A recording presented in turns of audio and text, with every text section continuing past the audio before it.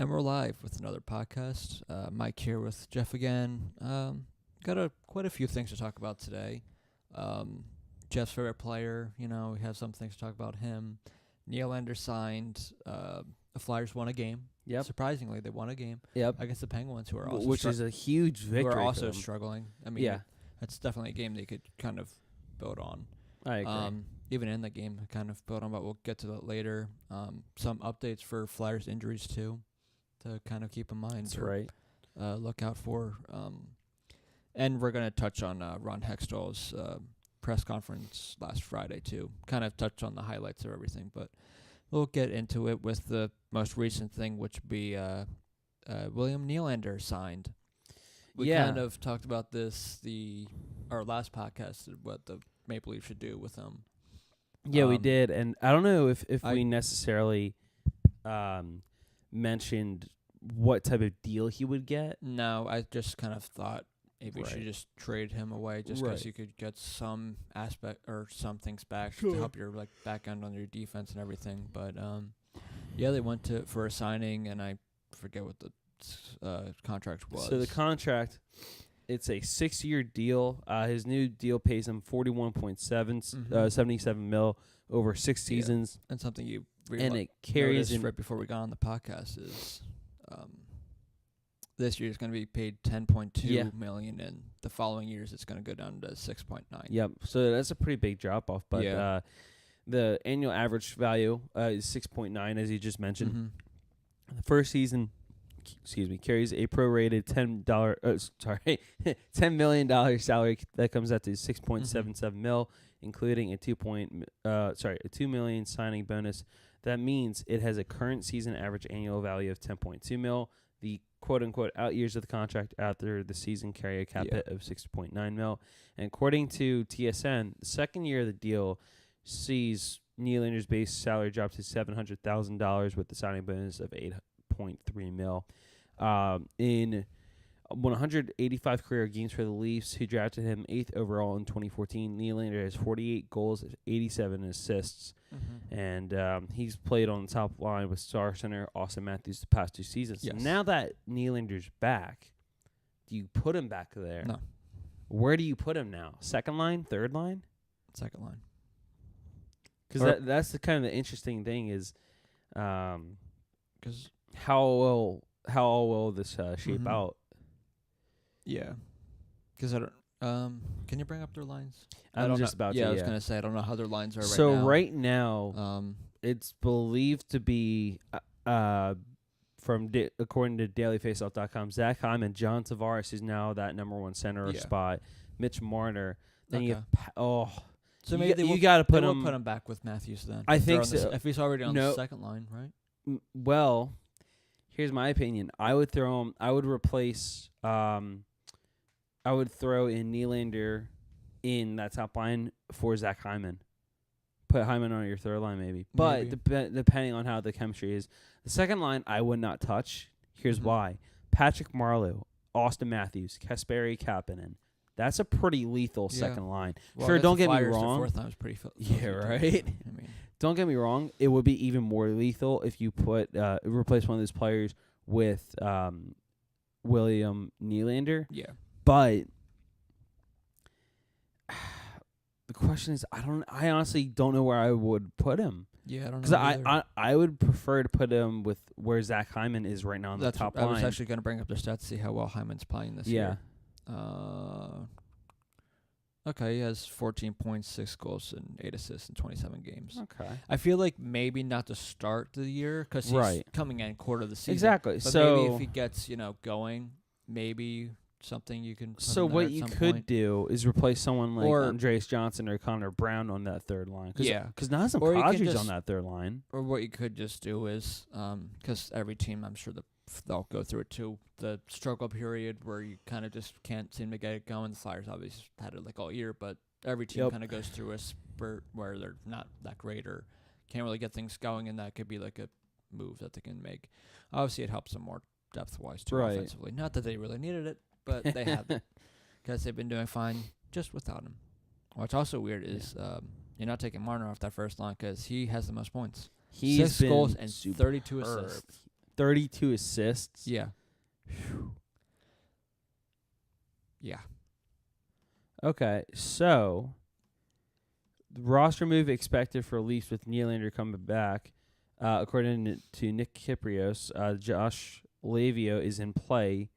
I'm assuming that means they're going to send him down. According to some meetings, multiple teams are interested in Lavio. Mm-hmm. I'm assuming he'd play. Their next game is tomorrow in Buffalo Yeah. at 7:30, so I'm assuming he's going to be in the lineup, Nylander. But, yeah, what do you think about his contract? I like it. It's certainly an interesting. If you take a real quick look at it, it's certainly interesting that his contract dips from like 10.2 to 6.9 mil. But I'm assuming that's also because he held out. Right, and that's exactly what I was going to say. I think that's the only reason is because of his stalemate, I am kind of curious of how, I know it's probably not going to come out, but how far off they were that it had to have him go this long without getting the contract. I agree. Like, was he trying to get like $7.5 million, or $8 what? million, or somewhere even closer to where he was with like the 10.2 mil? Right, but then the Maple Leafs are like, you're not as good as Marner or Matthews at the moment. Sorry, but because they're going to give the bigger contracts to them.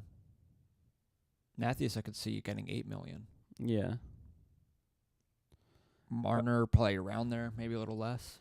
I think definitely around it, but just underneath. I mean, look what he's doing this year. That's right. That's exactly going to help. That's exactly what I'm saying, though. Is that this season is going to help him by far, and you may even see him break that 8 mil spot. But right now, their cap is 5.7 after that signing. And it's still crazy that after that contract, then it's and after still Tavares' contract over the offseason, then they still have that much. I know. But it's also because of everyone else who doesn't have big contracts, too, who are also free agents. So right, it's going to be interesting to see what happens there. Oh, yeah, for sure. Or maybe they might they're not going to be out of the playoffs, but maybe they can trade one of them to help them. It's possible. I don't know. I don't know if that's something they'd see, or they see this team as good enough to try and compete. Right. At least in the East. I don't know if they could take on a team from the West, or take on like a Predators or someone. But I mean, it would be a fun series if it was. Oh yeah, absolutely. The Predators would probably win because they have the better defense and goaltending. Yeah. Well, that's up in the air because Rene has always been shaky in the playoffs. Right. But yeah, I like his contract. I thought that was going to be something he was going to get, like 6.5. I'm honestly not too surprised. For $6 million, because I didn't think you didn't really deserve, or he is good, but I wasn't sure if he was going to be. Yeah, that's important going forward. And this team has proven that quarter way through the season, being. Hold on. Second in the Atlantic, 1 point behind Tampa Bay with 38 points. They prove that they don't really need him. They also prove they don't really need Austin Matthews, but they have Austin Matthews back, and he already is contributing again. Right. And that's just going to help them even more with Nylander back. So, I'm looking forward to that, or to see what happens, or how that's going to play out for the rest of the year for Toronto. Mm-hmm. And now that they don't have to worry about that anymore, or have to worry about signing them or anything. Yeah, no, that's honestly going to be very, very interesting to see what happens there. Yeah, but I think we can kind of move on because I think we kind of just said everything we could about I agree, him. And Jeff, your favorite hockey player in Washington, he did another. Yeah.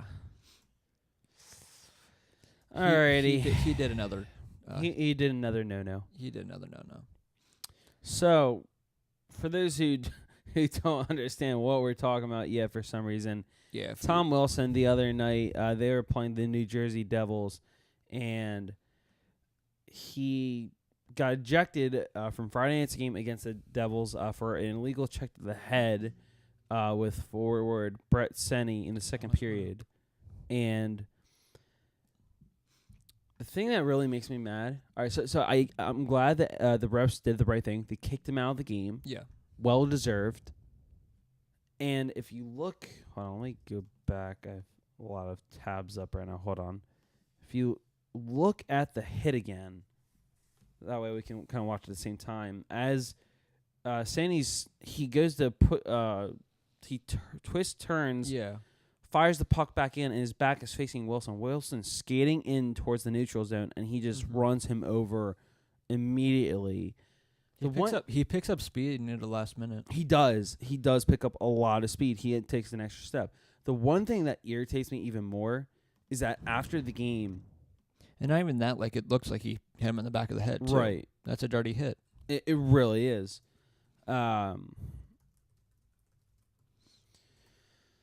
Let me see if I can find this really quickly. Come on. Who is the... I like how the Capitals Twitter page when it happened, they said, Tom Wilson has been ejected for a hit on Brett Seney. Right call? Judge for yourself. And they have a video of it. Nice. There's no reason to make the hit. It's kind of like the hit he had earlier in the season that made him out for the 20 games or whatever, which got reduced to 14. Yeah. But where you didn't need to make the hit. So the one thing that I think I sent you this in like some sort of video, but I sent you the comments that their head coach made following the game. Right. And what he said essentially was, how was this a hit? How was this like a dirty hit? Exactly, yeah. And I'm just sitting there dumbfounded, and I thought, are you kidding me right now? Yeah. You're what, an assistant coach for all of Tom Wilson's career, and now you're the head coach, and you're still seeing this garbage? You're supporting that still?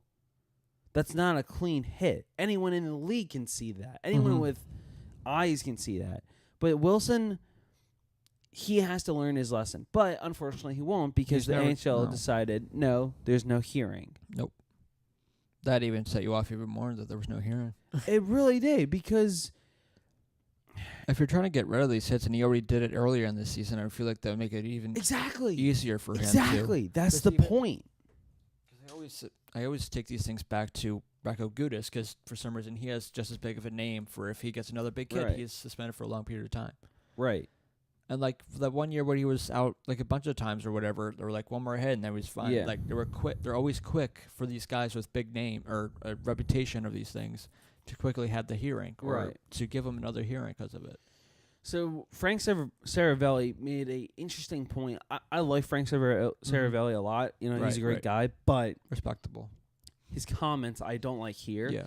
Said this is Wilson's 9th game back since the 14-game suspension, and it cost him $882,000. Whoop-de-doo. It's late. It's unnecessary, but it's not an illegal check to the head. It'll get a lot more attention because it's Wilson. But ultimately, if it's not a suspension for everyone else, it shouldn't be for Wilson. Well, it should be a suspension for anyone else. That exactly. Makes a hit either. But. Because any type of hits like that to the head, especially if the player gets injured, should be a suspension. Now, I don't know if Seney got hurt on the play. I don't believe he did from what I saw. But still, it's such a dangerous play. It shouldn't be allowed. The trainer went out and checked on him after it happened. So. Exactly. And right away, I'm assuming, that is if they do a decent amount of job. The concussion spotters probably can't really say that, too, because him out. once you get the game misconduct, isn't it kind of like thought that the NHL safety is just going to automatically then look at that? Like, this is a match penalty. Exactly. But which is also weird because for some reason, ever since he came back, the Capitals have been on fire. They're at 8-2 in their last 10. They have. Yeah. And then they retook the Metropolitan. Yeah. But Tom Wilson wasn't the only one who saw some action in the past few days. So Eric Johnson, he got tossed after he elbowed an opponent to the head. Oh, yeah, I saw that. That was a horrible one. It was. He easily, because not only that, but he has a history of suspensions because he got suspended for quite a while, if I remember, for a horrible cross check to Vladimir Nemestikov when he was back still in Tampa Bay. This hit. So basically, what happened is Nathan MacKinnon got rocked with a hit, and he got rocked, and I mean leveled. And don't get me wrong, if I was Johnson, I wouldn't be happy or hell any other player in Colorado. But the way Johnson went after the guy who hit MacKinnon, you can't do that. Right. What you could just do is, go, start a scrum, start a fight, and go after the guy like that way, which usually happens. But this is too much. This has gone too far. Yeah, it is. The way Johnson's, and you can just, I don't have the video up right now. I just have like the still image of it, but you can tell right there that this easily deserves suspension. And that's probably not going to. Exactly. Because, as we've said multiple times. It was Alex Steen. Oops. Yeah, so here is the hit. Steen, it's a clean hit. Yeah. Clean as day. Great hit by Steen. And watch Johnson. Blayton comes flying over with a roaring elbow and levels the crap out of him. And then all of the Blues teammates go out. That's what it should have been then. Yeah. But his you reaction can to see it how much Perron is struggling. Or sorry, not Perron, Steen. Yeah. But Johnson, I don't like Eric Johnson. No. Even more after this hit. Again, a very clean hit by Steen. It was a good hit. But watch this. Just levels him completely with an elbow. And they're probably going to say, because if you look at it again, their size difference and everything. And that, too. That's what that's they're going to say factor. Is why they're not going to suspend him. Because the size difference and everything made it more or worse than it actually was. So there was that. And then just moments ago, the NHL player safety department announced that Tyler Bertuzzi will have a hearing today for roughing / unsportsmanlike conduct on Colorado's Matt Calvert, because Calvert was by the bench, I believe, for by Detroit's bench. Something happened, and Bertuzzi, I think, like from the bench, starting attacking him, or at least by the bench for no apparent reason. Oh, that's good. Yeah.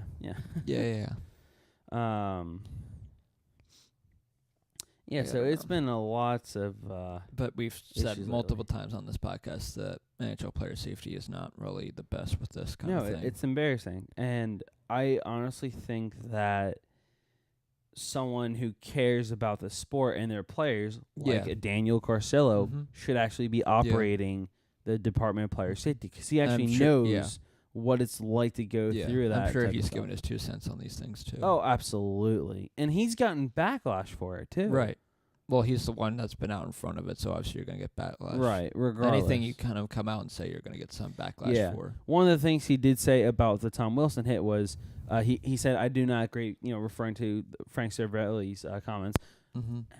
I heard that's with the mic. Yeah, that shocked me. How? How the hell did that happen? The reduction of his suspension from the independent arbitrator was a confirmation of sorts for Tom Wilson's behavior. We're all aware of the repeat offender rule. We can all agree this hit has no place in the game. Punish it accordingly. But, of course, they never did. Would it be looked upon more if he hit, like, Heischer? Probably. Honestly, no offense. Or like a star player or more star exactly. Player. No offense to Seney, but he's kind of like a third, fourth liner right now. And imagine if it was someone like Crosby, Drew, Ovechkin. Well, Drew not Ovechkin, you know what I mean? But I'm saying like someone like that. Yeah. Or Patrick Laine. Or Matthews. Or like some of the younger guys. Right. Patrick Kane, Jonathan Toews. But honestly, I think it's, I tweeted this out. It's an absolute privilege, let alone like an honor to be allowed to play in a professional league, right? Let alone the NHL. Yeah. But players like Wilson continue to make hits like this. What's the point of you even being in the league? I don't know. The NHL needs to show more discipline. They do. But I thought they were when they first gave him the suspension. I thought, again, he was probably going to get another big one because of his That's exactly what I thought. I thought, oh, well, he hasn't learned his lesson, banned for more than 20 games. And I said, oh, excuse me, 14, because that was the last one. Right. And Yeah. so I was like, oh, I hope we get banned for 15. Right. But I don't know. It's just frustrating the fact that players like this guy remember can when continue making Shen, hits. like a couple years ago in the playoffs, suspended like the first 2 games of the season because of his hit on Oshie? Yeah. It wasn't even that big of a hit. It wasn't. Or no, it was He did something to Oshie. It was a knee or something. Yeah, he did something to Oshie where he was done like 2 games or the But beginning again, of the next he's season. a star player. Yeah. So, I don't know. It's just frustrating. Yeah, but, it is. Some news around the league, though. Yeah, injury-wise.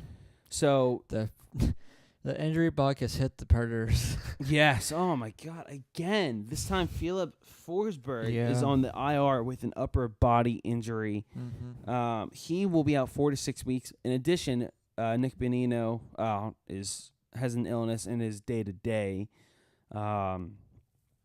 Forsberg joins PK Subban, Victor Arvidsson, and Kyle Turris on the sidelines as the injuries continue to pile up.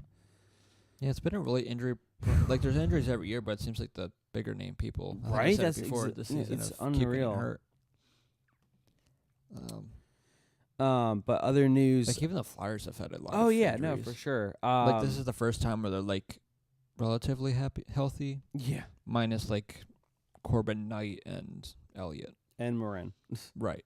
But Morin's been out. For Yeah, like I know. or hasn't really played much. But and Knight, I don't know if even if he was healthy, I wouldn't know if he probably. Well, he probably would be playing because he was North Dakota, and Yeah. that's where. If you North didn't know, Canada that's connection. where Dave Hextall was going to play. Dave so, Hextall. Oh, okay. Yeah, where he He's still went. here? Yeah, he's still Oh, here. okay. Just making sure. Yeah, I guess with that we can kind of go into.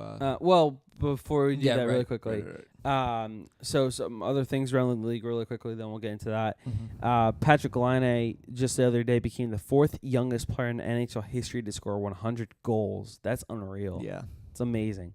Rasmus Dahlin, he's just the 3rd 18-year-old defenseman in NHL history to score at least 10 points in one of his first 2 rookie months. Oh, and another thing too. Hold on.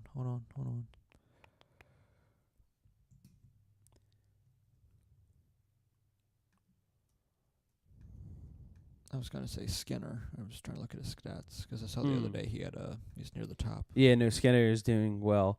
But the others in that while you're looking that up, the others joining or Dahlin Right now, joining. Laine has 21 points. He leads goals, and Jeff Skinner at 20. Wow. We're looking a little over a quarter way through the season. You already have 21 goals. Yeah, that's impressive. That's amazing. The others that Dahlin joins, Bobby Orr, 10 points, 4 goals, 6 assists in November 1966-67. And Phil Housley, 2 goals, 8 assists, and 10 points, of course, October of 82-83. So it's some tremendous company to be in right there. Right. But and I kind of go off on a little point here because we kind of left the Maple Leafs a little while ago. Right. I see Mitch Marner being like a Joe Thornton or like a Voracek kind of player for his career. He won't score like goals a lot, but he's going to be the He's helper. more of a playmaker. Yeah. Because that's what Joe Thornton's been known for. And he's always someone who's been good at dishing it in. Like, oh, yeah, for sure. He always doesn't have a lot of goals, but a good amount of assists. Exactly. No, and I even think if you look, Marner's 4th in points with 38 points, most of that's on his assists. And honestly, as much as people like... He doesn't even have the most assists in the league. He's behind Rantanen. I know. Well, 34. Mika Rantanen is just he's killing it this season. He has 45 points. He's assisted on almost every one of, if not every single one of Nathan McKinnon's goals. Like, at one point... He assisted so far on all 17 of his goals. It's crazy. You think if you're taking Hart kind of candidates, Rantanen, McKinnon, Marner, if you want to put him in there, or even McDavid, like always, because he does everything for that team. Yeah. Someone, I saw this video earlier this morning, and I don't know how he does this. What? So someone shared this video where, their tweet says it's incredible how McDavid still tortures the league while stuff like this happens. And basically, it's a 2 minute 20 second video of players basically going after McDavid, doing everything they can to stop him. Literally, it's cheap shots, it's cross checks, slashes, trips. Well, and nothing gets called. Yeah. And yet he does all this amazing stuff. Well, I could say that was the same thing with Crosby too. Right. Crosby was always that guy that would always get roughed around. Oh, Every yeah, star for sure. player gets roughed around. Yeah, but when Like it's not as much as it used to be, but right. they're But still when good. it's a generational talent like Crosby, McDavid, Matthews, they get roughed around a lot more than just regular star players. You know. And also, before we kind of move on to around the league, the Vancouver Canucks really fell off. They did. They started off on fire. They're now second to last in Pacific after being first with only 25 points. Last 10, 1-8-1. Yeah, that's going to cause some problems right there.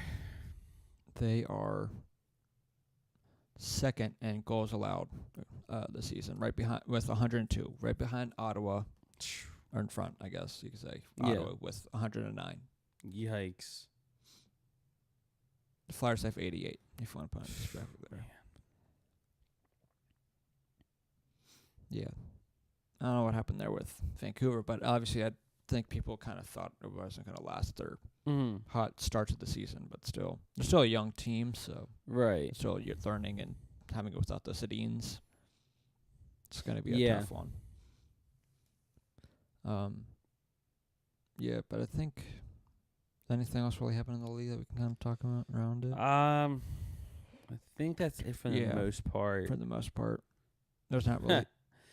Speaking of Joe Thornton, though, on this day in 1997, Bruins forward Joe Thornton scored his first career NHL goal. Oh, yeah, and there was another thing I saw earlier in the week about Thornton, too. I think he might have liked the story or said something on his story that when he was on the Bruins, he'd always stand between someone.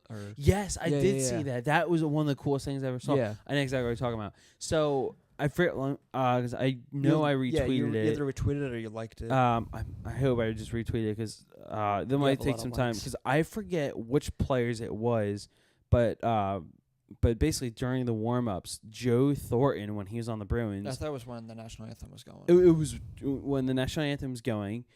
He would so you know how players had their jerseys retired and everything, so he would have here it is. When Joe Thornton played for the Bruins and was in the starting lineup, he would stand on the blue line for the anthem directly below and between numbers 15 and 24, imagining that one day his number 19 would hang in the rafters between Schmidt and O'Reilly. That's pretty awesome. Before he realized he was going to get traded away from Boston. Yeah. And then someone commented, why do you got to ruin my night like that? Just imagine how better Boston would have been. Oh, my gosh. If you, not even just that, just some of the players they wouldn't have traded away, like Sagan and all that. Yeah. Because Sagan would have helped this team out, too. The team they have now and everything. Because imagine him with Pasternak. I mean, it's pretty much like him and Ben now, but him and Pasternak would have been filthy, too. Yeah, so here's what the trade was. But it was Joe Thornton. When was that trade? This is November 30th, 2005. Okay. And it was Joe Thornton for Marco Sturm, Wayne Primo, and Brad Stewart. Both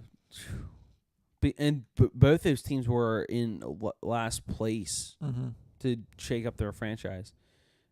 He was 26 when he got traded, and he was their captain. And he's been with the Sharks ever since. Yeah, he was already playing 7 seasons, which is even weirder because if you look at his he played for Toronto and then he went back to Boston and then went to San Jose. Yep. And that's where he played ever since. So he's played more in San Jose than he did in Boston. Oh, for sure. So he'll most likely be, I don't know, I was going to say maybe he'll be recognized more. But if you look at his stats, that's hilarious. The most stats he put up was when he was with Toronto. Wait, what? Not Toronto, sorry. On Boston, sorry. I was like, hold on.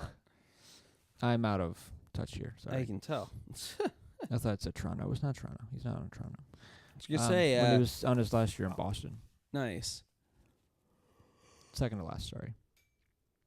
He put up 125 points. Phew. 96 assists. 125 points. 29 goals, 96 assists. Oh my gosh, that's awesome. Obviously, now him being older, he's not going to put up the same numbers Not he used to. Not really. But also that him being like late 30s now. Yeah. The injury bug has starting to come. Yeah. He's only played 19 games this season, so only has 9 points. I still like Thornton, though. He's one of my favorites. Oh, absolutely. He's such a great guy all around. Yeah. I just thought that story was interesting, too, when I saw Yeah, that. for sure. Because I think that's what, I don't know if that's what most people think about. They're like, I want to be remembered or something like that for when they're in the league and everything. Yeah. But I think we can kind of move on to Ron Hextall over the weekend to Friday morning, if you want to put it that way. He did a press conference just himself, kind of explaining his side of things and everything. And honestly, from his firing. And the one thing that really stood out for me is that his firing took 20 seconds. Yeah, that amazed me with the fact that, because he explained it. He said his face-to-face conversation with Paul Holmgren, the president, informed him on Monday he was being let go. It lasted, like you said, 20 seconds. So this is probably what happened. Everyone get your timers out. Oh, hey, Ron, come here. We need to talk. Okay. Thanks for getting me the hole out of our cap that I created. Of course. Thanks for getting us out of that and helping us get these prospects and everything. Absolutely. But we're going to have to let you go. I don't think we're doing well right now. I think we can compete now rather than 2 or 3 years from now. Okay. Well. So thanks. See you. Was that 20 seconds? Sure. Close enough. But that's pretty much how it probably went. But like he said, he pretty didn't much see how it coming. It was on the press conference they did. Like, they praised him, and then they fire him. Yeah. He didn't see it coming at all. He said he was shocked, and I would be too. Especially the fact that it was literally 20 seconds. Yeah.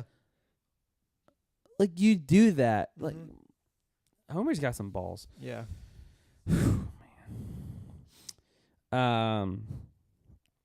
So and most of the things I heard him saying was like I kind of agreed with. Yeah, no, I did too. Because he was kind of saying what I was saying when we were podcasting last, kind of going over their thing where like the team that you have now can't really go up against the Toronto, the Lightning, or the Winnipeg's, Nashville's, Tampa's. Yeah. I was thinking the same thing because right now your team, while they can make the playoffs, it's not really a deep threat you can make in the playoffs. And depending on who you play, obviously you can beat some of these teams, but he took the position in 2014, said he planted the seeds on a trade before he was fired. So it's not like he didn't have anything in the works. He did. No. And he even, he addressed a couple things. Exactly. He even said, now in saying that, was I open to moving prospects and or young players who could help the season beyond? Absolutely. We had some talks in the works at the time. He said that they were like second behind. I think that might have been Stastny. It was Stastny. Yeah. It was Stastny.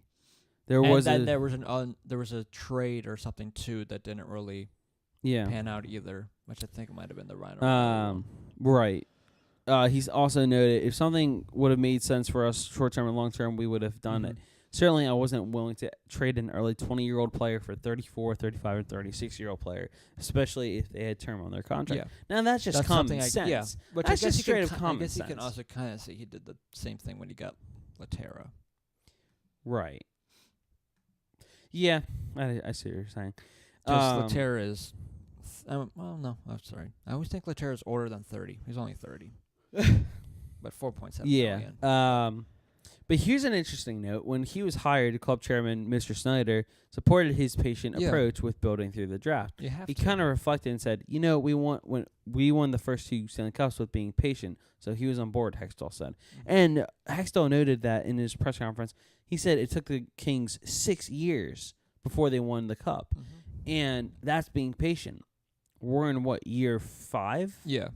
4.5. 4.25.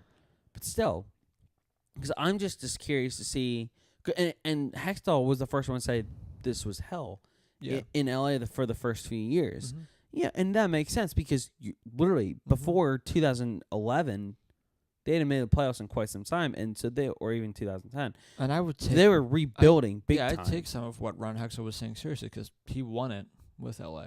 So and that's kind of what he said in the cup and this press conference. He was like, once you win it, you want to get back there. Oh, yeah, take for sure. the patience, so take to get back there. But he knows what it takes to get there. Yeah. So why not freaking keep him? I know.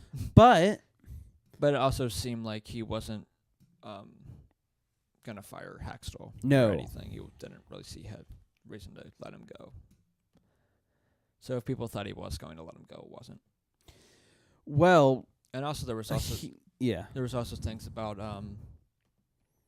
Provorov. I guess over the off season they talked a little bit about contracts. They were a little off. So yeah, I did hear that, which is interesting. And also, but according to I think it was Hextall or it was like Bill Meltzer or someone. One of these guys are saying that Provorov's agent is like one of the toughest agents out there. So it might have not been on Meltzer. Hextall. It might have been Meltzer. Probably was Meltzer, yeah. Hextall was too supportive of all the players to say anything like that. And he's also very supportive of Dave Hextall. He noted Dave Hextall is one of the hardest working people I know. He's got a lot of respect around the league. You'd be shocked when I talk to my colleagues on how much respect he has. He's a good coach. He honestly answered the questions better than Holmgren and Scott. Oh, Scott. I agree. By far. Because they kept tiptoeing their way around these answers. And he answered the questions right away. Exactly. And that's one thing I admire about him. Some of the things where he's like, I don't remember this, but he still tried to answer them. Exactly. He still he did his best. He even said last season, Brandon Elliott could have had hip surgery and abdominal surgery, but only had the latter so he could return for the playoffs. Yeah. He gave an answer for that. And he said he was good for like 5 months or whatever. Yeah. It's unreal. And he also said, they were asking if Provorov's contracts, everything might be playing a role, and he said no way. He would be the last person that would have that affect him. And you obviously see that because he cried. He really wants to play and win. He cried when the Flyers lost in the series. Yeah. Do we not forget that? Don't remind me of my favorite Russian crime. He really wants this. He's going to play as hard as he can. All right. He pretty much said what probably is going on with him. Doing too much, but not by fucking up a little too much. So here's... I want to bring up a very, very, very interesting article that was brought to my attention. Is from the website crossingbroad.com. Anthony Sanfilippo posted this 2 days ago. I don't know if you've seen this article. No. This gets interesting. You might have to read the whole article later. But what's the article? So the title is Hex, Spies, and Smaller Plates, a final analysis of the Flyers' firing of Ron Hextall. So basically, he goes into this saying, work and around professional sports long enough, and there are always going to be stories you cannot tell publicly. It's the nature of the beast, keeping some stories under wraps. It's how you build trust. That makes sense. It's how you become an insider, so to speak. He's, in his 18-plus years being around the Flyers, he's been told or personally witnessed a lot of stories that would have garnered huge tabloid-esque headlines. So... what are some of these things? Let's see here. It happened with him and 2 Flyers players many moons ago. He said, as a result, in his near 2 decades around this team, he has a lot of stories. Some are hysterical, some are sad. But many can never be shared in a public forum. And then they're saying Ron Hextall has stories. The guy who was chasing guys at practice with his stick, trying to chop them. He has stories from when he was GM. So let's see here. I mean, everyone's going to have some stories or whatever. But this guy was saying, I can tell you from the years I've spent both covering it and working with Holmgren that this is a well-thought-out decision and one that was made with the best interests of the Flyers organization in mind. He also consulted at length with Senior Vice President Bobby Clark before finalizing the decision. Oh, yeah. But... because the Flyers are doing so well with those 2 guys. Yes. But it's more... I don't really remember the Flyers ever having this amount of, high, or good quality of prospects coming up. Right, exactly. At least to my knowledge. I don't really remember much. I guess you can kind of put Carter and Richards and Drew, Briere, not Briere, sorry. But the biggest fallacy is Hextall is that he was overprotective of Hextall as a head coach. That's kind of not much of a secret. No. He dictated a lot of decisions that Hextall Mhm. and Hextall didn't always see eye to eye on things that needed to go with the team. No one's gonna. A lot of the times, Hextall was trying to coach in the vacuum that Hextall created. He's always the guy who had to fall on the sword for decisions that may or may not have been his own. Isn't that what most GMs do? You would think so, yeah. I've seen Moneyball. He wanted to play. He wanted his players out there. Yep. He didn't want them to bunt. Yeah. So, and Hextall did admit at his press conference to bringing in a dietitian on board to promote better food choices, which, I don't see is wrong. But he didn't tell the media apparently how much input he had in the menus. According to this article, he would fume at players grabbing a slice of pizza or a few chicken wings after a game. He even changed what food was available on the plane or served in the team hotel, choosing to go more organic. He also talked about closing off the locker room from outside influences because he's not running a quote-unquote country club. What's wrong with that?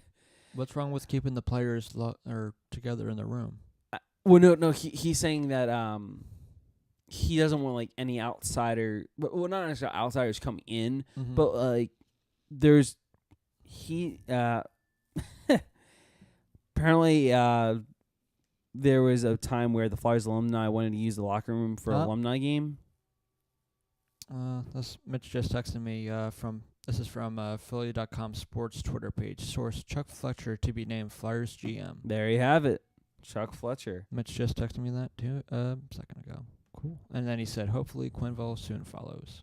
Honestly, I think that could. So that's breaking news right there. That's pretty awesome though to have that. That's live like the on first time podcast. something actually broke when you're on a podcast. Yeah, right. Usually it's right beforehand or right after. Or I think it's more after. Yeah. Well, the Hextall, one of the firings happened right before. The Quenneville one happened right before and everything. But never. So it's Bradley Fletcher. Mm-hmm. Yeah. But Mitch and I were talking about this too. The last time we podcasted, we were saying how some of his contracts or everything were not the best, like the Suter and the Parisi one. But that was more on the owner. He was saying that made him say, well, I want these guys. And that's why. You could argue the same thing with Mr. Snyder and Paul Holmgren. Because Snyder knew how much he needed a goalie.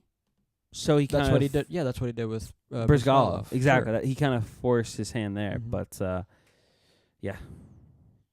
Yeah. I'm still one for the favor of waiting. Especially with the talents you have, like you said, I think at the beginning of the podcast, Morgan Frost has been killing it. Oh, absolutely. Ratcliffe is killing it too. Everyone's killing it. Yeah. No, and speaking about Morgan Frost, I need to go to this for a second. If I can find it. While you find that, I was going to bring here this it up is. too. Sorry. Yeah. Wayne Simmons was another person that was brought up for contracts, and they seem to be far off. Yeah. That was brought up in his right, I agree. It's interesting, though. Which to me meant Hextall wanted to do a smaller contract. Simmons wants $8 million. Yeah. Or right around there. But Frosty has 14 points in his last 4 games, 3 goals and 11 assists. It's crazy. What does that put him for the season? This is kind of tough because I don't know if they do the best job. Actually, let me check Elite Prospects because I think they do a better job of keeping track of stats. Yeah, here you go. So for this season, 19 goals, 36 assists for 55 points in 29 games. HockeyDB does good too. Do you know the crazy thing is?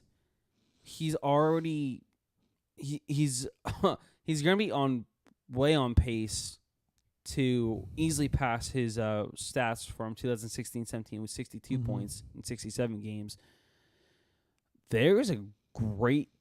Honestly, he's on pace right now to beat last year's points 112 with 112. 42 goals, 70 assists. He's on pace. Yeah. Because that's who I want to look up next, actually. What's that? I was going to look up Isaac Ratcliffe. Yeah. So Frost has 38 more games to get 57 points. to We can tie do it. it. We can Oh easily yeah, do for it. sure. He just had another 3-point night, the other night.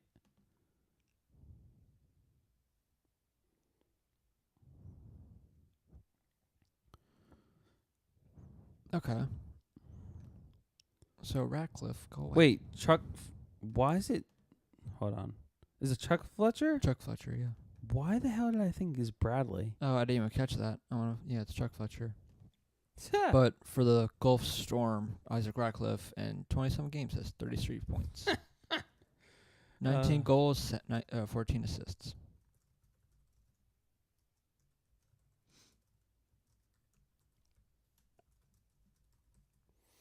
So yeah, he could Chuck easily Fletcher. Okay. yeah, just he wanna could make sure. easily put up the points he did last year. Last year in 67 games, he had 68 points, Yeah. 41 goals, 27 assists. So Okay.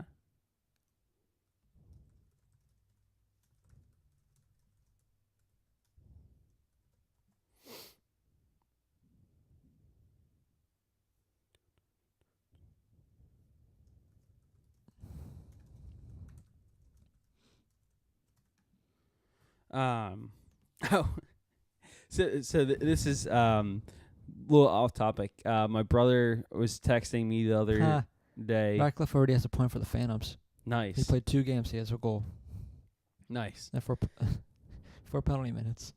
4. Mm-hmm. It's pretty funny. So my brother was in Trader Joe's yesterday. Yeah, I saw your tweet Yeah. about that. And he's in line, and he texts me. He goes, "So I'm at Trader Joe's shopping, and I see a guy who kind of looks like Provy in line. I'm like, is it him?" He goes, "I can't tell, but it looks like him." I'm like, "Well, what are you gonna do?" He goes, "I'm wearing a Flyer shirt," and I look at him. We made eye contact, and he kind of smirked. I'm like, "Provy confirmed." You should have said, "Can I go work out with you over the summer?" Yeah, right. Kill me. It basically would.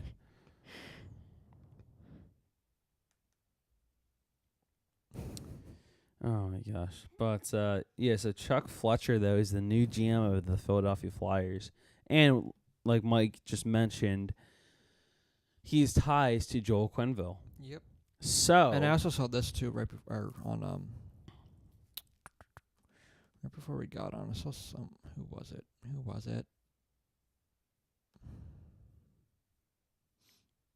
Oh, Bill Meltzer. An hour ago he tweeted, just an opinion, if Chuck Fletcher is the GM job, as is widely rumored, Flyers may still want to consider Bill Zito as an assistant GM. that would be interesting. Since one will also be needed to replace Sarge. If he would be willing to entertain a lateral move, that would be a good duo plus Barry H.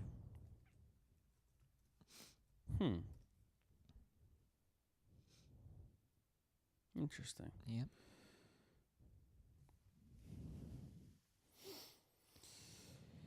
Very interesting. Something's happening. Which, I mean, it's not the biggest of surprise. The Flyers are off until Thursday. Well, I knew something was going to happen regardless.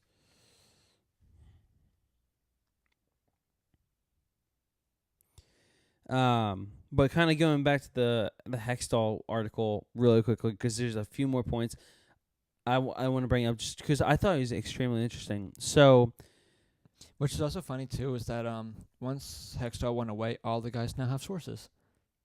Yeah, all the beat writers, even Charlie has some sources now too. Yeah, seriously.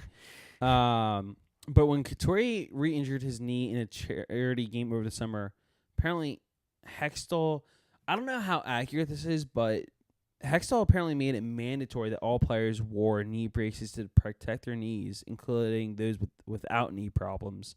Some players, clearly had issues with them. But Right. Then there's Gordon Murphy. Apparently, so Gordon Murphy was Hextall's first hire, Mhm. and that's important. Yeah. They're also former teammates, and he wanted Murphy to be his eyes and ears in the locker room, and he was. The problem was, apparently he was secretive. He was essentially Hextall's spy, and he spied on everyone. Players, coaches, trainers, equipment people, everyone. He was a direct line to Hextall about everything going on in the locker room, training room, and even some personal stuff off the ice. So, got to a point this season where a lot of defensemen, especially the younger guys like Provorov, Sanheim, and Gostisbehere, either didn't trust their coach, or weren't on the same page, or both. So, I don't know what to make of this whole thing because Yeah, I don't know.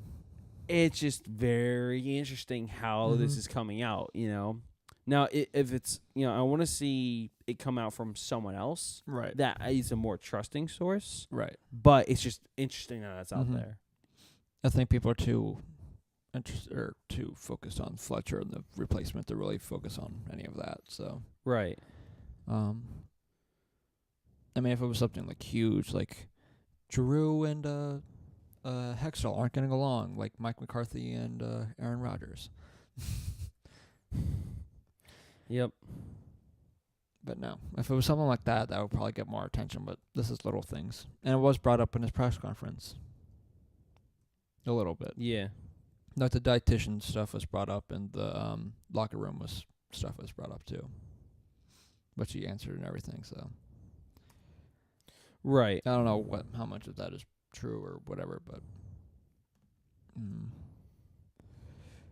I mean, I get Hextall wanting to have his players eat healthier if that's what he did, or be in the best shape as they possibly can. But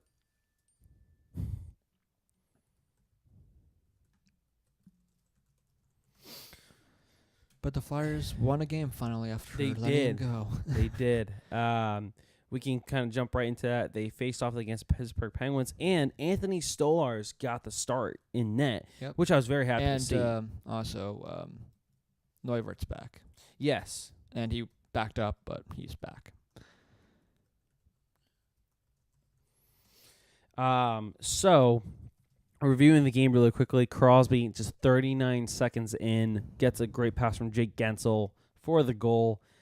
And right then and there, you're thinking, oh, no. Yep, 30 seconds in. 30 seconds in, this is not looking good. But Flyers stuck to their game because, like, a few minutes later, Wayne Simmons, he's such a great leader on and off ice. He proved it again the other night. He got in a fight with Jamie Alexiak. Yeah, I didn't see the game, but I heard that was kind of the turning point. It was. It really was. So Jamie Alexiak, he fought. Not only that, but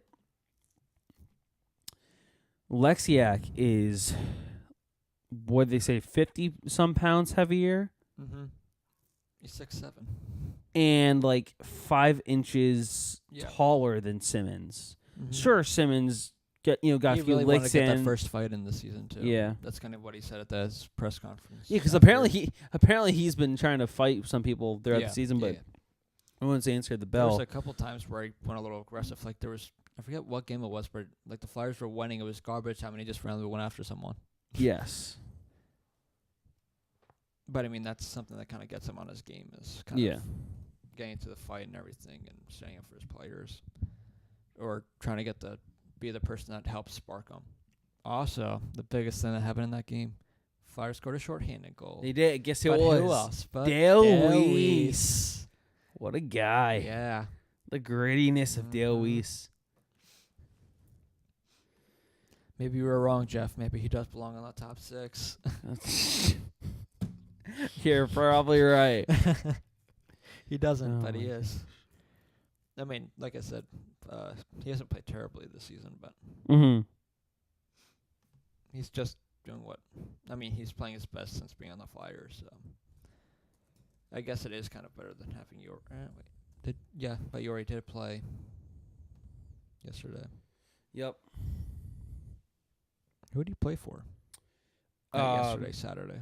He swapped out with Wheel. Oh, right, because Wheel was hurt or something. Yeah, that kind of. But don't worry, Wheel was he was interviewing people after the game. Yeah, that was pretty funny.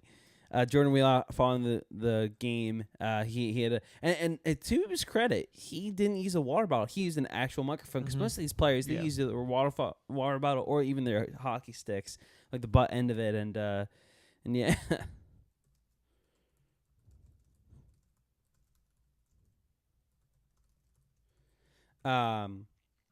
But where was I? I mean, I don't think there's anything better than seeing that Yori Laterra only got 6 minutes and 30 seconds. Yeah. But Travis Konechny, he got the Flyers on the board his 8th of the year, 542.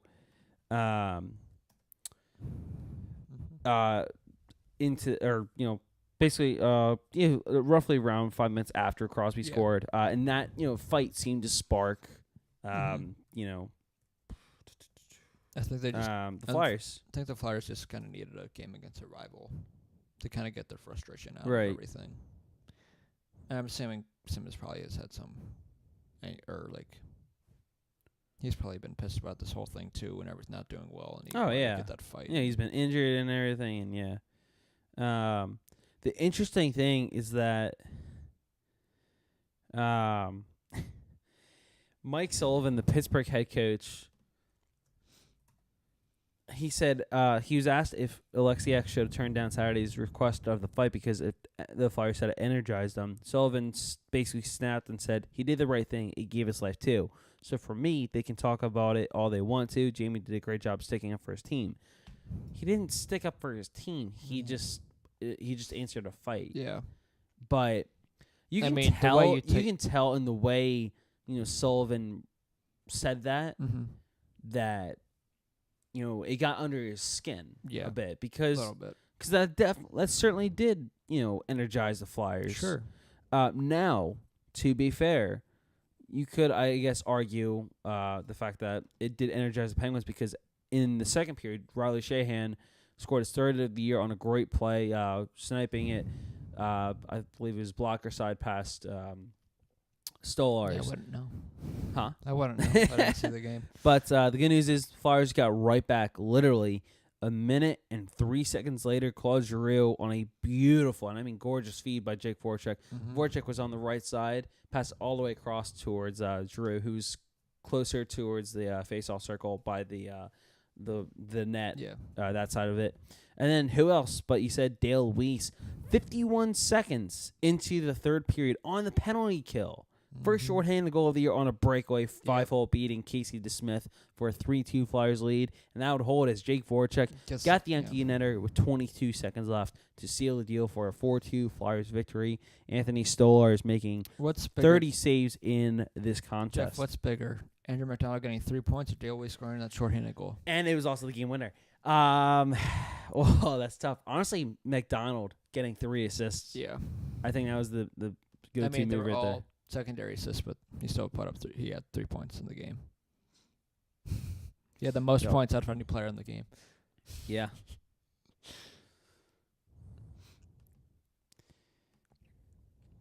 Always for the Flyers.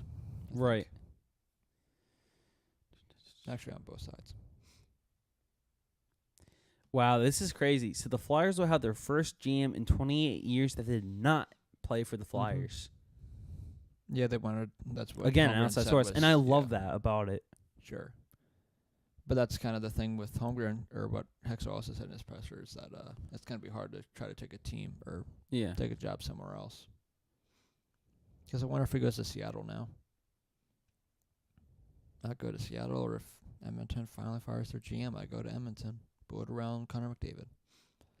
Because I feel like that would kind of be fun to kind of create a team or whatever. Right. When you're coming in for a new team or whatever for a GM. Oh, absolutely. I think it would be amazing. Mm-hmm. Have that tremendous opportunity. Because then he'll have his opportunity to go through the expansion the expansion draft. That's right, because of Seattle. Oh man. And then he would also have the regular draft and everything. And yeah. Someone said, "Welcome to hell, Chuck." Welcome to hell. Oh. Check-in time now. Check-out times never. Oh my God! Yes. So let me get this straight. You're co-running a bed and breakfast with the devil in your fantasy, and you're not even the manager. You didn't even hear my salary. Go for it. $80,000 a year. Can I have an early checkout? Nope. Helen Convention in town. Oh my God, that's fantastic. Jim. Oh my gosh. Michael Grabner is on the IR, by the way. I don't know if you saw it. He got hit by the stick Oh in yeah, the so, eye. yeah, yeah, I saw the picture of him. My God, his eye is swelled up, and I can't believe he's still seeing out of his left eye. Provorov had the most minutes out of anyone, Flyers or Penguins, in that I game. know. 26 minutes over. But that's probably because he was always out there whenever Crosby was out there.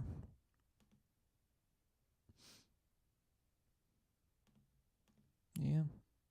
Also, Flyers-wise, too, because we said at the beginning that there was some, not really an update, but something interesting to see is that earlier today and before Foremost, whatever, Sam Morin was taking some shots on Yes, Brian Elliott. So, because we're only like 2 months away until like February, so that's when this expected return is supposed to be for Samuel Morin. Yeah. And then the Flyers have a decision to make with him and if they keep him up or who they send down for him. Because I think Christian Folin. Pretty certain he has Follin's to go. going to go. Pretty He's certain he has gotta to go through waivers. Yeah, you would think it is because whenever they make a change defensively, it's either between him or McDonald. So pretty much. I don't think you can take Sanheim down. I guess no. It's still 2 don't months think away so. to see how the defense looks then, but still. Which is fair, but this is all going to be up to Fletcher. Yeah. And also, Phantom swept this weekend too. They did. That they did. Yes.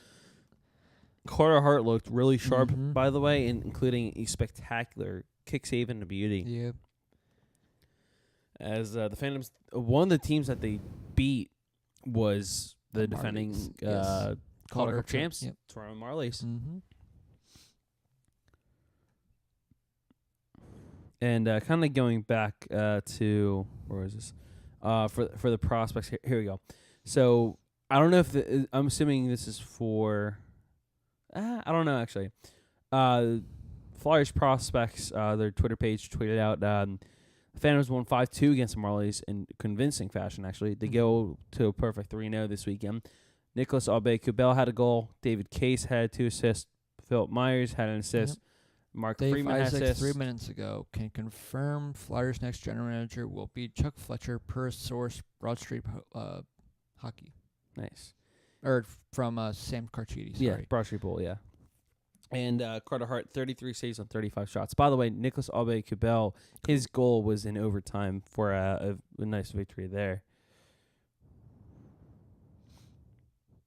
Mm-hmm. I mean, out of all the guys the Flyers were looking at, I think Fletcher was probably the better option. So, because I feel like he's going to be similar to how, but not too far off from what Hextall was, or somewhere in between. He's even without the Parise and the signing for Suter, those guys, he's never really given out terrible contracts or anything. Right. So, and just look at how well the Wild are every year. They're always in playoff contention. Wow. I mean, they never go past the first round like ever. Right. But they're always there. Like, how so are they doing this year? For Minnesota. Let me go back to the standings.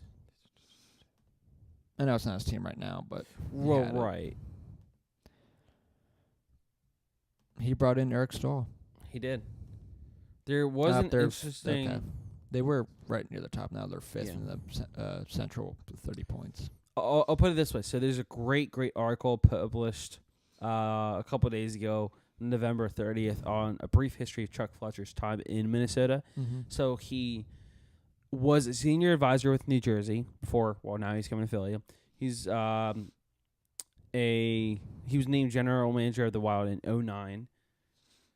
The team had just missed the playoffs for the third time in 5 seasons with 2 first-round exits. Mm-hmm.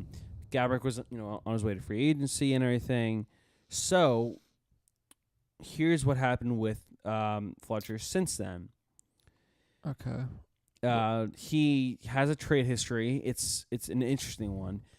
His first major deadline deal was Fletcher traded goaltender Matt Hackett for Johan Larsson, a 2013 first-round pick, 2014 second-round pick to Buffalo in exchange for Pominville and a 4th-round pick in 2014. He likes his second-round picks. He does. But Dave Isaac tweeted a minute ago, expecting a press conference Wednesday to introduce Chuck Fletcher as next GM. Wednesday? Yes. Okay. Well, there you That have is it. from Dave Isaac. So. Thank you, Dave. Mm-hmm. And his fancy Twitter profile. Oh my gosh. Yeah. I mean, I feel like this is another, like, if you weren't like a Seattle where you're building a team, or you're not like in Edmonton with McDavid and building around like best player in hockey right now, this is summer. Like, I feel like it's intriguing for someone who wants to be a GM. I You have agree. a decent amount of cap. You have the prospects. You have good talent. You're a playoff team, or at least on paper, you should be a playoff team. Oh, easily. You just need to fix up their goaltending and everything. And Yeah. if you bring in Joe Quenneville, that'd be great, because that would just be another step for the Flyers, I think, improving. But Yeah. But kind of more on Fletcher with his trades. So after signing Pominville to a 5-year, $28 million deal, he traded him back to the Sabres prior to the 2017-18 season, along with Marco Scandella and Tyler Ennis for Marcus Foligno. He also acquired at one point Matt Molson in exchange for 2 second-round draft picks. He joined he grabbed Chris Stewart. Then he also traded Martin Hansel. We got him, I should say, in exchange for Grayson Downing, a 1st-round, a 2nd-round, and a 4th-round pick. And that was all for Hansel, Ryan White, and a 4th-round pick. In his earlier trades in his career, they may have been some of his worst. Shipped out Brent Burns. Right. Nick Leddy, that's the now right one. You also have to credit him with the good luck trading Cal Clutterbuck and a 3rd-round pick in exchange for a Nino Niederreiter. So that's a because that was a one thing that came up before. Is that he traded away Brett Burns. Yes, but something that is still in the mind for him. He signed both Ryan Suter and Zach Parise to 13-year identical contracts. So that's a little frightening. Which is also, he said, was based on ownership and everything, too. Right, and you know, that's fair. They wanted him, so that one I'm going to give him a little leeway on. But, yeah, the Flyers are off the next couple of days because their schedule for some reason is really weird. Yeah, they don't play again for a few more days. Which I guess this is the one time. I guess until Thursday against right. Columbus. And that's if you were going to fire him and do all this stuff, it's just probably the best time to do it, other than your bye week, which is, I think, so dumb for the NHL to do a bye week. Right. Yeah, but then it does get a little more hectic, especially when you go on your road trip, because you get 4 games and 3 games in 4 nights on 4 days. Yep, because after the Thursday game, you got a back-to-back against Buffalo and Winnipeg. Then next weekend, you have another back-to-back. So wow. Apparently, Fletcher is only the 8th GM in Flyers history. Wow. That's wow. Yeah. Just the 3 before him are I'm sad. Hextall. Because I was trying to look up Flyers, GMs. The first thing that comes up, Ron Hextall is the obviously. GM. Well, yep, you got that right. Here it well, is. not anymore. No. All right. You got the list of GMs for the Flyers. 8. Wow. So Bud Pol. Bud Pol. How do you pronounce it's GM's GM for Nashville. How do you David is it hold on. It's like the same thing. Yeah. David Poley. It's literally the same thing. So this is Bud Poley. I apologize if I butchered the names. Keith Allen. Second one, Bob McCammon, who's there for a year. So Paulie was there for 3 years. Keith Allen was there for a long time, from 1969 to 83. McCammon was there for a year. Bobby Clark, that's why. Clarkey was. They don't count him twice actually. They said because he was the GM for the first time around from '84 to 1990. Then came Russ Farwell from 90 to 94. Clarkey came back from 94 to 06. Then it was Holmgren for 06 to 14. Then for 4 years, Hextall. Now it's Chuck Fletcher. And it's interesting because they have accomplishments and events during this term for each of the GM. So the biggest one is, of course, for Pulley, selected Bernie Perrant and Bobby Clark in, Perrant in the expansion draft, Clarkey in the amateur draft. Keith Allen hired Fred Sharrow, selected Bill Barber, won the Stanley Cups, defeated the Soviet Red Army, had the unbeaten streak for 35 games, acquired Mark Howe, 4 conference titles, 6 division titles, 12 playoff appearances. McCammon we can skip. Clarkey in his first his first stint as Flyers GM, 2 Cup Finals appearances, 85-87. 3 division titles, 5 playoff appearances. Russ Farwell was the one who acquired Lindros in that blockbuster trade in 92. Clarkey won Stanley Cup final appearance again in 97. 5 division titles and 11 playoff appearances. Holmgren Stanley Cup Finals appearance in 2010. A division title, 6 playoff appearances, of course, acquiring Chris Pronger. This just came out from Dave Isaac a minute ago. Simmons has an upper body injury per Dave Hextall, but is expected to play on Thursday. Okay. Well, I mean, if he played through hips or having to have hip surgery on both hips, I think he's fine with whatever he's dealing with body-wise, which is probably from his fight. So, right. And then also Josh Lievo. Remember how we were saying his name earlier? Yeah. Apparently, there's Darren Dreger's working on the details, but he's in the process of being traded. So that'll free up a spot for William Nylander. Yep. Back to Fletcher for a second.